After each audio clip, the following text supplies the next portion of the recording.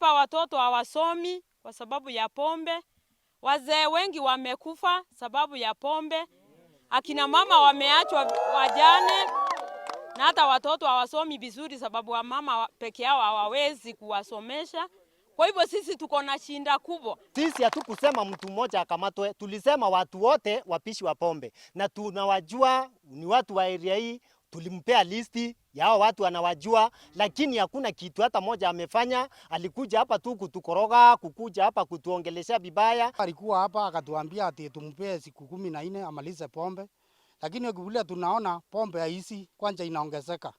Alafu kushangaa kwetu walikuwa wakasika mtu mmoja akampeleka huko koti na kumwasilia. Tukashindwa. Sasa tulikuwa tuna watu wengi walikuwa wanapiga pombe, ni kwa nini walisika mtu mmoja na hata hakuna mahali wanampeleka, wanienda wakamwasilia.